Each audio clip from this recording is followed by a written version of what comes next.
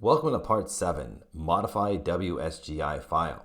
So there's a little change we have to make to this WSGI configuration file because we're running a Dash application and not a Flask application. We're going to add this little line to the very end. Now I'm going to talk about what this WSGI file means in a bit, but let's go ahead and make the change. So I'm going to copy this little line of code and I'm going to move over to Python Anywhere.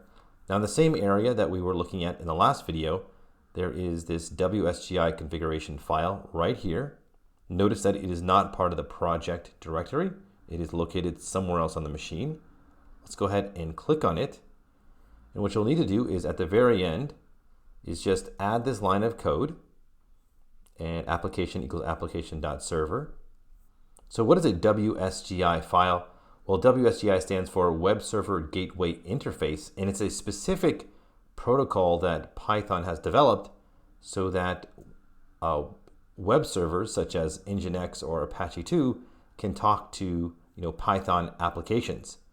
So so Flask actually handles all of this for us. All we have to do is provide it the Flask object, and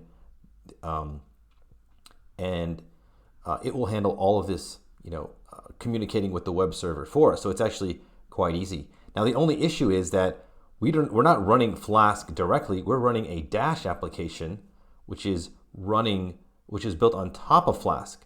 So if you take a look over here, this is code from our application. So from dashboard import app as application. So this means from our dashboard.py file, import this variable app and alias it as application.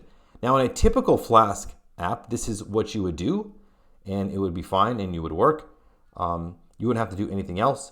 But with a Dash app, the Flask application is not stored as app. It's in this server attribute. So that's all we're doing here. We're renaming application to be the server attribute of the Dash application.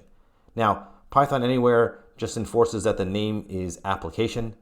They could change the code on their back end and say it could be named app. But anyways, that's how it is. That's what they chose to do, and that's why they alias it as application. And so this file, basically, it just has to have a variable name called application that is set equal to your Flask app. And our Flask app is stored in the server attribute of our Dash app. Okay, so let's make sure we've saved that. And let's go back over here. I want to show the dashboard.py file. So I'm going to go into the files directory and into Corona and into dashboard.py. So it's literally from here. So from dashboard.py, that's what it's saying. From dashboard import app. So it's literally importing this variable right here.